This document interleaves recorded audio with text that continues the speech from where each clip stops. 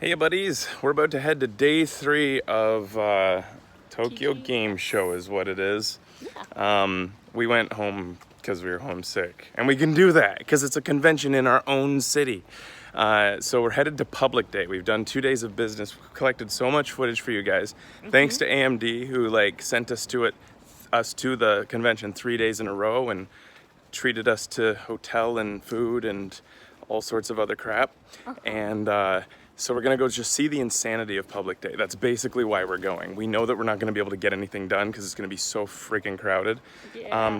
Just wanted to do a quick video because a bunch of people have been tweeting me about a couple little bits of gaming news, which are big. First, Telltale has shut down effectively. They're down to 25 employees from 200 something. Basically just going to wrap up their final games, like the end of The Walking Dead. Thank goodness they're going to be able to wrap up the story. But that means that we're not going to get to see The Wolf Among Us, which was one of the ones that we were looking forward to the most. I'm so excited for that. And outside of our own personal disappointment, they laid off hundreds of employees with no severance package. So my opinion on that is there is no way that a company with that many popular properties, with that many games that are on the tip of the tongue of every gamer because every single time a release comes out, everybody can't wait to see it. They were doing so well in the public eye. That has to be mismanagement. That's my assessment. Yeah. I don't know the internal workings, but how could it be anything but? They were selling. Yeah, they blamed it on lack of sales, so yeah. Anyways. And then the next bit, a little bit of stuff, I guess I'll probably title this video after because, well, both things, I guess. I don't know what's gonna get more attention, but Torbjorn is getting a rework. And here's my initial opinions because it'll be a few more days before we can do a show. I read about it, so this will be mostly Becky's reactions. Okay. Get my react face on. Torbjorn will no longer be able to collect scrap or generate armor packs. However, he will have an ability called Overload, and I'm just going by memory here.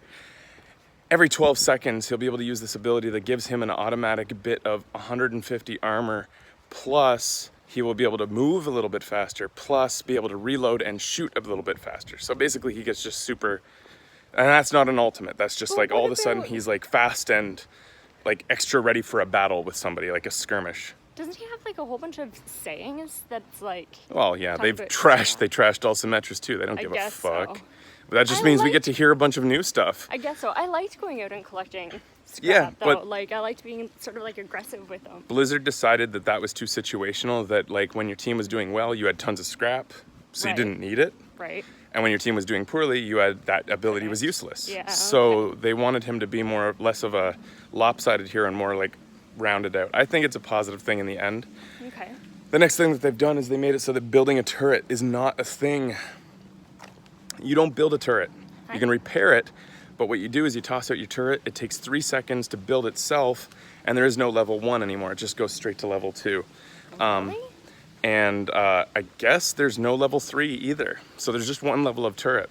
Because they've gotten rid of his ultimate. They've changed his ultimate. So you just toss it out, you don't have to You toss it out, takes 3 seconds to build. It has a cooldown, which I forget how long that cooldown is.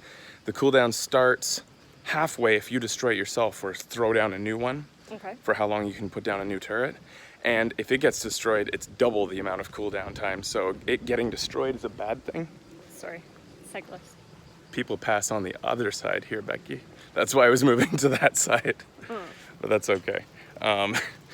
It doesn't really matter. I mean, in Japan, it's really just whoever's willing to take the biggest risk of hitting somebody. Then the next thing is his ultimate, which has gone from mega mode. He no longer goes into crazy Torbjorn mode where he's glowing and stuff, which I will miss a little bit because Uber Torb was a lot of fun. They've gotten rid of the turret going into level 3 mode. Now he is able to, for about 6 seconds, throw out a bunch of these things that create molten pools basically, and I don't even know what they do. Well, I know what they do. I don't know how big they are. They hurt people if they walk through them. So it's an area of control thing. I don't know if they disappear over time or if they just stay until somebody walks in them. They probably a little disappear. Bit similar to Hammond, yeah. A little bit, but he's able to control more effectively where they're put, like precisely. Okay, Torb is. It's something I'm gonna have to see to know how it's gonna be used. I think that's it. There may have been some little other small things. I know that they changed his weapon spread by 50%, which I think out of all the changes is the one I'm a little bit most worried about, because as a console player, accuracy is a little bit not even close to as good as PC. So Right.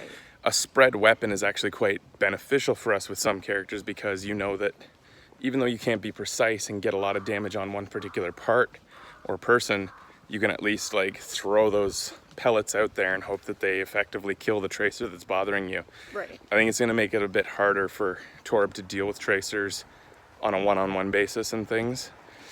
We'll he's see. the Or maybe tracer it'll make it counter? easier. I don't know. Stuff like that is like all a feel thing. Sometimes I've felt Right. that way before when they make a spread change, and I think it's going to make it way harder, but it doesn't, and we'll see. And I have to feel it I out. need to see these changes because I really like playing as Torb, and I Me don't too. like learning new things. You like playing as Torb. I've been giving it all I got for like No, is he still gonna all the give way it to all he's diamond. got? We'll see.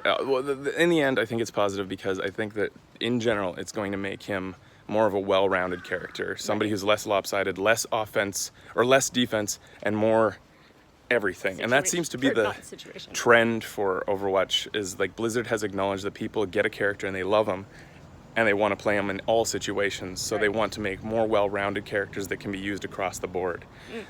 So that's your updates. We're headed to TGS. We'll send you more footage. And we're just headed to our station so we can get there. Hope you enjoyed that update. Goodbye.